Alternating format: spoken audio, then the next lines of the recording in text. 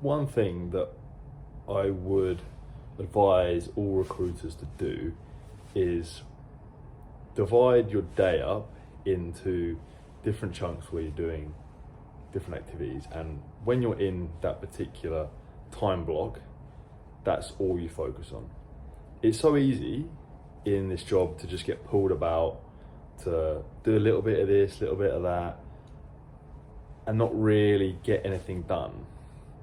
I know it's easy to get distracted, you get calls out of the blue, things can happen which sometimes might require your attention immediately and might pull yourself away from that. But if you're having a day where you're not that busy and you need to get busy, because that's ultimately the goal in recruitment, you want to be busy, you need to be doing things, you need people to call back, you need to follow up on things, etc., etc.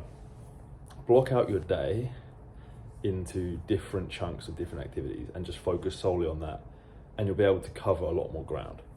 And I've been doing this for like so long, but when I do that, and especially when I block out time to do business development, and in particular like a high activity block of phone calls, maybe doing cold calling or to accounts I haven't spoken to in a while that need a bit of work that I need to focus on, I always build like a lot of pipeline, or just a little bit of pipeline. Like I did this today.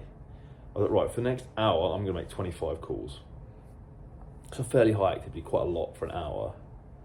And guess what? Like I built a bit of pipeline. I spoke to a few companies, got some follow-ups to do.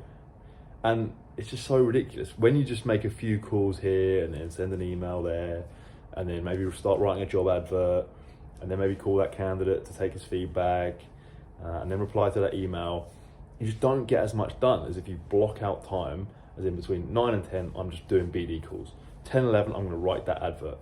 11 to 12, I'm gonna do an email campaign, whatever, right? You get the idea.